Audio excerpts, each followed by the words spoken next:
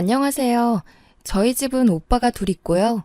저랑 엄마 아빠까지 이렇게 5식구입니다. 그러다 몇 년 전에 큰 오빠가 결혼하고 1년 있다가 바로 작은 오빠도 결혼했죠. 결혼 전 가족들이 모여 식당에서 식사할 때 엄마가 말씀하시길 아이고 두 아들 장가 보내고 며느리도 둘이나 있으니 이제 나도 며느리가 해주는 밥 좀 받아 먹어보겠네 라고 하며 전형적인 시어머니 멘트를 날렸습니다. 저는 새언니 편을 들어주는 착한 올케가 되고 싶었기에 엄마의 옆구리를 쿡 찌르며 눈치를 줬습니다. 그런데 작은 새언니가 글쎄 어머니 걱정 마세요. 앞으로 숟가락 하나 까딱하지 마세요. 라고 자신만만하게 말하더라고요. 작은 새언니의 대답에 엄마는 입이 귀에 걸리시면서 진심으로 뿌듯한 표정을 지어 보이셨죠. 그리고 그의 명절에 우리 가족은 뜻하지 않던 지옥을 만났습니다. 다들 명절 전에 대청소 한 번씩은 하잖아요. 그래서 저희 엄마도 슬슬 짐도 정리하고 더러운 건 안 보이게 숨겨놓고 했었는데 글쎄 명절 일주일 전에 작은 새언니가 큰 가방 2개를 끌고 내려왔더라고요. 처음에 무슨 이사라도 온 줄 알았습니다. 사람이 들어갈 만한 크기였거든요. 작은 새언니는 당당하게 청소가 필요할 것 같아서 자기가 전부 준비해왔다며 웃더군요. 엄마는 당연히 좋아하셨습니다. 하지만 엄마의 기쁨이 곡소리로 바뀌는 데는 시간이 얼마 안 걸렸죠. 작은 새언니는 도착하자마자 집안 대청소를 시작했습니다. 근데 이 대청소라는 게 그냥 우리가 일반적으로 생각하는 대청소가 아니었어요. 전문 업체에서는 입주 청소급이었죠. 그릇 다 싸놓고 소독하고 냉장고 싹 비워버리고 심지어 냉장고를 끌어내서 냉장고 바닥까지 청소하더군요. 처음에 그 모습을 보고 입이 딱 벌어졌습니다. 여리여리하게 생겨서는 냉장고와 식기세척기까지 번쩍 들어올려서 밑에 먼지를 닦는데 다들 그렇게까지 열심히 할 필요 없다며 새언니한테 좀 쉬면서 하라고 말했죠. 그런데 먼지만 닦으면 다행인데 조금이라도 더러워 보이는 건 전부 버렸습니다. 오래되고 찌그러지고 코팅 벗겨진 양은 냄비는 알루미늄 중독에 걸린다면서 버렸고 또 코팅 벗겨지는 프라이팬은 납, 알루미늄 멜라닌 중독에 걸린다면서 냅다 버렸습니다. 이것저것 싹 버리고 후드부터 싱크대까지 거의 재조립 수준으로 만들어버리더라고요. 저희 집 주방이 오래되다 보니 싱크대 실리콘 부분에 곰팡이가 있었는데 그걸 세제를 이용해서 닦는 게 아니고 실리콘을 전부 긁어내고 새로 했습니다. 엄마는 엄청 당황하더니 이렇게 다 버리면 어디다가 밥 해먹냐고 소리를 지르는데 작은 새언니는 눈 하나 깜짝하지 않고 어머니 냄비 같은 거 아끼지 마세요. 이거 얼마 한다고. 건강 잃으면 어떻게 하시려고요? 라고 대답했습니다. 새언니 말도 전부 맞는 말이라서 그때부터 우리 가족들은 새언니의 행동 하나하나를 관찰했습니다. 저 시집갈 때 주신다고 모아둔 냄비 그릇 다 꺼내서 씻고요. 싱크대 안에 라벨별로 줄 서 있는 양념통을 보고 뭔가 잘못되어 가고 있다는 걸 느낄 수 있었죠. 저녁 식사를 하면서도 엄마는 주방 살림들을 죄다 내다 버린 것에 대해 화가 안 풀려서 씩씩거리는데 작은 새언니가 대뜸 저에게 20만 원을 주더군요. 아가씨, 내일 청소 좀 하게 어머니 아버님 모시고 찜질방 좀 갔다가 외식하고 늦게 들어오세요. 라고 합니다. 오늘의 일을 떠올려 볼 때 엄마와 제가 집을 비운다면 얼마나 무시무시한 결과를 초래할지 덜컥 겁이 나긴 했거든요. 그래도 며느리가 자기 돈 꺼내주면서 엄마 모시고 찜질하고 맛있는 거 먹고 오라는데 안 갈 이유가 없다고 열심히 엄마를 설득했어요. 다음날 새벽 5시부터 일어나 주방에서 뒤집는 소리에 신경이 쓰이긴 했지만 저는 엄마를 설득해서 부모님과 하루 종일 나가서 찜질도 하고 저녁도 거하게 먹고 돌아왔습니다. 그리고 그날 밤 집으로 돌아온 부모님과 저는 집안의 살림이 절반 이상 증발해버린 마법을 목격하고 말았죠. 특히 엄마는 대문 앞에 내쳐져 있는 집안 살림들을 보며 망연자실했습니다. 지나가던 동네 사람들이 이 집 이사 가냐고 묻더라고요. 엄마는 기가 막혀 아무 말도 못하고 있고 이제껏 지켜보던 아빠가 화를 참지 못하고 새언니한테는 직접적으로 화를 내지 못하시고 작은 오빠에게 전화해서 난리를 쳤네요. 근데 작은 오빠 하는 말이 작은 새언니의 취미이자 특기가 청소라고 하지 않았냐며 자기도 결혼하고 보니 그만큼 우리 집이 더러웠다고 하더군요. 처음에는 적응이 안 될 수 있는데 막상 하고 나면 속이 시원해지고 후련해질 거라고 버려지는 물건의 미련을 빨리 버리라고 불난 집에 부채질을 하고 있는 거예요. 결국 그날은 그냥 넘어갔습니다. 물론 엄마는 밤새 잠 못 이루시고 들썩거리면서 화를 사귀고 계셨지만요. 다음 날 작은 새언니와 오빠가 집에 왔습니다. 엄마가 작은 오빠와 새언니를 거실로 부르셨어요. 며칠 사이 벌어진 살림살이에 대해서 본격적으로 화를 내시더라고요. 그랬더니 새언니가 핸드폰을 꺼내 청소 전 찍어둔 사진을 보여주며 어머니, 이런 기름때에 곰팡이 덕지덕지 된 곳에서 어떻게 사셨어요? 아버님 보세요. 식당에 갔는데 주방이 이렇게 기름때 있으면 그 식당에서 음식 사 먹고 싶으시겠어요? 먹는 건 그렇다 쳐도 위생적으로도 안 좋죠. 음식에 이런 거 하나 들어가 봐요. 그게 다 몸속으로 들어가는 건데. 라며 차근차근 따지는데 틀린 말은 하나도 없고 나름 논리적이라 엄마는 반박도 못하고 거품을 무셨어요. 아빠도 그냥 끄덕이고만 계셨고요. 엄마가 조용해지니 다음 화살은 저에게 날아왔습니다. 새언니는 저에게 다 큰 여자 방 꼬락서니가 그게 뭐냐면서 잔소리를 하더군요. 순간 짜증이 나서 남의 방을 왜 뒤지냐고 따졌어요. 그랬더니 작은 새언니 특유의 단호한 얼굴로 정말 너무 더러워서요 라고 하더군요.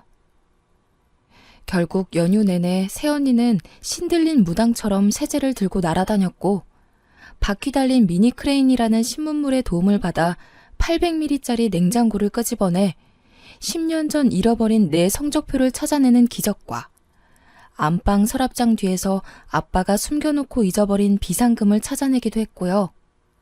작은 방 책장을 조심스레 드러내더니 그곳엔 오빠들의 직바꾸리 폴더에 담지 못했던 여자들의 사진을 발견하는 기적들을 행하셨습니다. 엄마는 언니가 버리면 다시 주워와서는 작은 새언니가 버릴까봐 다시 숨기는 숨바꼭질을 하더군요. 명절 때 엄마도 저도 부엌 근처에도 못 갔어요. 큰 새언니 역시 영문도 모른 채 싱크대 근처도 못 가고 피난 행렬에 동참했죠. 작은 새언니는 본인이 일하는 주변에 사람들 오는 거 정말 싫다고 단호히 선언했기에 온 가족이 작은 새언니 주변에 얼씬도 못했네요. 작은 새언니는 주방에서 음식을 하다가도 누가 무언가를 먹다 흘리면 귀신같이 쫓아와 닦았습니다. 꼭 살아있는 로봇 청소기 같다고 할까요? 본인이 청소해놓은 거 보면서 정말 행복해해요. 혹시 누가 점퍼라도 벗어 소파에 걸쳐놓으면 고통스러워하는 게 작은 새언니의 표정에서 느껴집니다. 그럼 우리 가족도 같이 고통스럽죠. 갑자기 뭔가 무거운 공기가 느껴지면 100% 누군가 해서는 안 될 짓을 했다는 거죠. 그래서 온 가족이 집에 들어올 때 밖에서 옷을 털고 들어오는 진 풍경이 펼쳐졌고 집에 들어와서도 먼지라도 흘릴까봐 작은 새언니가 부를 때까지 안방에 강제로 갇혀 있었습니다. 한 번은 식사 중 아빠가 쩝쩝 소리 내며 식사를 하셨더니 입안에 음식이 보이는 건 예의 없는 짓이라며 다른 사람들이 보면 더럽다고 욕한다며 아빠에게 훈계를 했습니다. 여기서도 엄마가 빵 터지셨죠. 안 그래도 뭐 하나 꼬투리 잡을 거 없나 보고 계셨는데 엄마는 어디 시아버지에게 그게 무슨 말버릇이냐며 호통을 치더군요. 사실 엄마도 보통 사람은 아니라 둘 사이의 말싸움이 장난 아니었지만 작은 새언니는 절대 엄마에게 밀리지 않았고 결론은 더럽다 단 하나였어요. 무슨 말싸움을 저리 잘하는지 말싸움 대회라도 있으면 금메달은 따놓은 당상이겠더라고요. 명절 당일에 친정도 안 가고 우리 집 청소를 하더군요. 보다 못한 엄마가 친정에 좀 가라며 등 떠밀었더니 아이 같은 한바구음을 지으며 청소할 게 많아서 친정은 다음에 간다고 말씀드려놨다고 하더군요. 작은 오빠는 올 것이 왔다고 예상했다는 듯 명절 전날 와서 명절 당일 와이프를 두고 혼자 집에 가는 거예요. 정말 어이없었죠. 그렇게 전쟁과도 같았던 태풍과도 같았던 명절이 휩쓸고 지나갔습니다. 마치 지옥과도 같았던 불편했고 답답했던 명절이 끝나고 그 다음 달이 제사였죠. 이번에도 작은 새언니가 내려오니 저랑 엄마는 안방이랑 제 방문을 잠가두었습니다. 작은 새언니는 가소롭다는 듯 가위로 잘라서 가볍게 방문을 따고 들어가 청소를 하더라고요. 엄마는 뭐 이런 게 다 있나 하셨습니다. 그리고 작은 새언니는 심지어 우리 집 청소 전후 사진을 찍어 본인의 SNS에 올리는 겁니다. 우리 집과 가족들은 작은 새언니의 지인, 친정 식구와 SNS 팔로워들에게 더러운 시댁 가족들로 낙인 찍혔네요. 그 후 2년간 피 터지는 신경전을 했죠. 결국 연휴가 유난히 길었던 추석 때 며칠 전에 집으로 배달된 도배지를 보신 아빠가 명절마다 제사 때마다 이게 뭐 하는 거냐고 내 집에서 내가 마음 편히 지내지 못한다며 더 이상 이렇게는 불편해서 못 살겠다고 말씀하셨습니다. 그래서 그 다음 명절부터 제사 차례를 없앴어요. 아예 없앴다기보다는 날짜를 조정했어요. 명절날 바로 전에 절에 모여서 차례 지내고 바로 헤어지자 선언하셨습니다. 그래서 올해 정월부터 절에서 모셨습니다. 연휴에는 각자 가족과 함께 보내자 하셨어요. 그래서 절에서 만나고 밖에서 밥 먹고 각자 집으로 돌아갔네요. 결론은 이제 우리 집은 평화가 찾아왔습니다. 저희 집은 이제 명절 음식, 제사 음식이라는 게 사라져버렸습니다. 아직도 엄마는 새언니 전화만 오면 심장이 뛴다고 하세요. 핸드폰이 울리면 인상을 쓰시면서 아빠에게 또는 저에게 서로 받으라고 미룹니다. 우리 집이 정말 너무나 더러워서 그랬다고 생각하실 수도 있어서 조금 변명을 해보자면 저희 엄마는 그냥 평범한 대한민국 엄마입니다. 부모님은 평생 생선시장에서 생선 손질해서 우리 삼남매 공부시키고 장가 보낸 분들이시죠. 매일 쓸고 닦아 광나게는 못해도 생선 장수 자식들이라고 냄새 난다고 욕먹을까봐 매일 씻고 닦이셨어요. 생선 냄새가 너무 싫어 냄새 뺄까봐 밥상에 생선 부위도 잘 안 올리셨습니다. 얼마 전 엄마 심부름으로 제가 작은 오빠 집에 간 적이 있습니다. 부모님이 작은 새언니한테 워낙 대이셔서 작은 오빠 집 근처도 안 가려고 하세요. 저도 안 가고 싶었는데 엄마는 죽어도 쟤네들 사는 곳은 절대 안 가겠다며 못 박았습니다. 오빠만 오라고 하면 혹시라도 새언니랑 같이 올까봐 꼴 보기 싫다고 저한테 다녀오라고 명령하셨죠. 아주 다행히도 새언니는 회사 동료 결혼식에 가는 바람에 작은 오빠 혼자 있었네요. 작은 오빠네 신혼집을 처음 들어가는데 감탄사를 내뱉고 말았습니다. 현관에서부터 위생적 아우라가 느껴지더군요. 집안에 들어갔는데 현관문 옆방에 청소기들이 종류별로 다 서 있습니다. 밀어서 닦는 것, 밀어서 빠는 것, 밀어서 쓰는 것, 자기 혼자 닦는 것, 혼자 빠는 것 등등 말이죠. 현관에는 소독용 에탄올이 분무기 타입으로 비치되어 있었고 세탁실에는 수집이라도 하는지 우리나라에서 구할 수 있는 모든 종류의 세제가 가지런히 놓여 있었네요. 심지어 락스는 말통으로 있더군요. 게다가 모든 세제들의 라벨이 한 방향을 보고 서 있음은 물론이었고 거실은 그냥 모델하우스 같았습니다. 싱크대 위에 그 흔한 밥통도 없어요. 거실에도 6인용 식탁이랑 TV만 있었죠.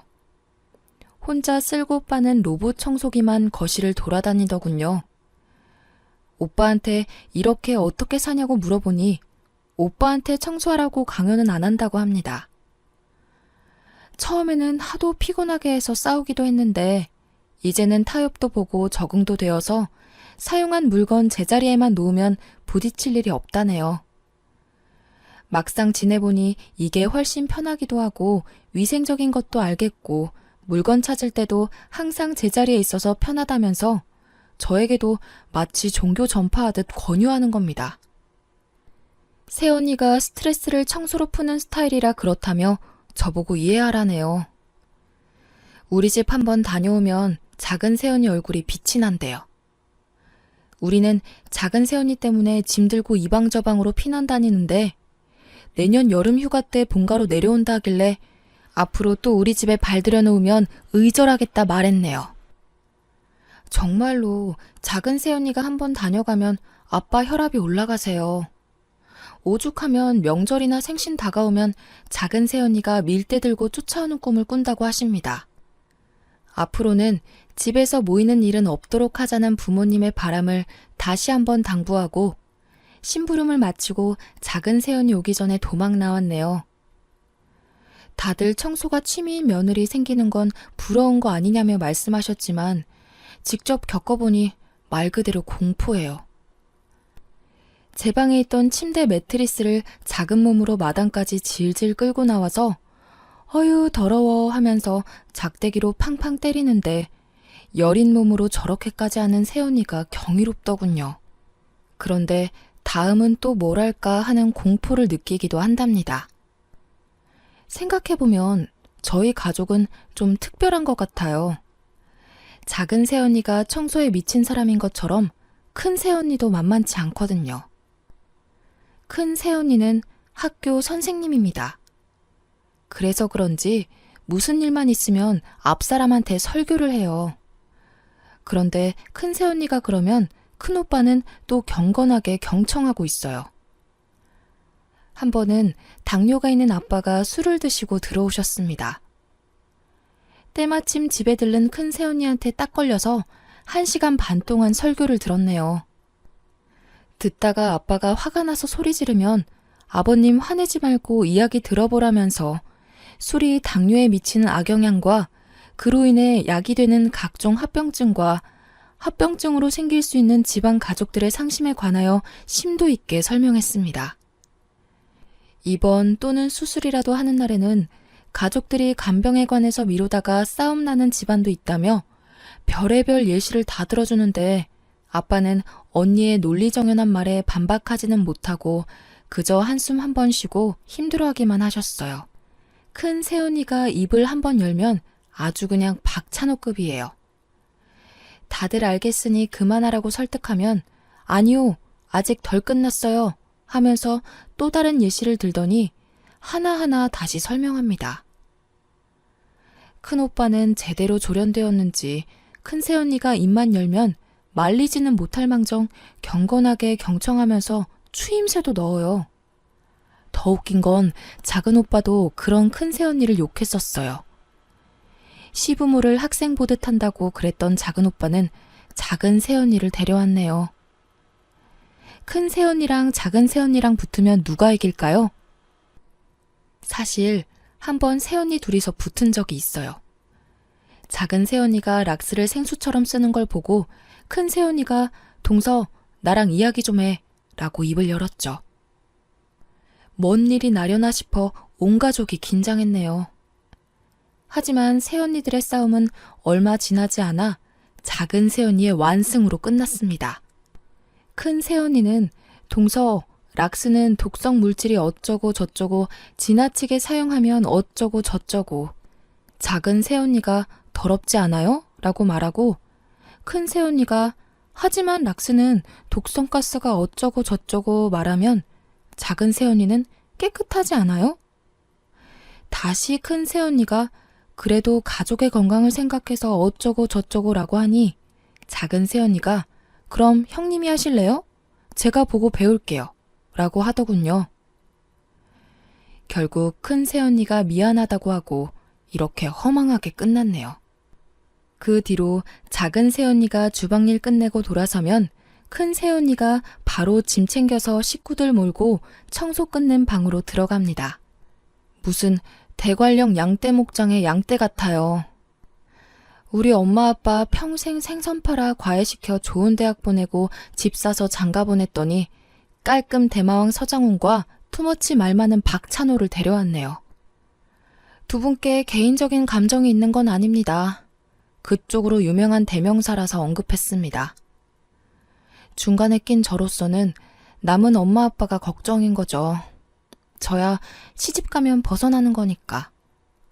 하지만 엄마 아빠는 새언니들과 앞으로 살아갈 날이 훨씬 더 많은데 두 새언니들의 확고한 고집이 꺾일 것 같지 않네요.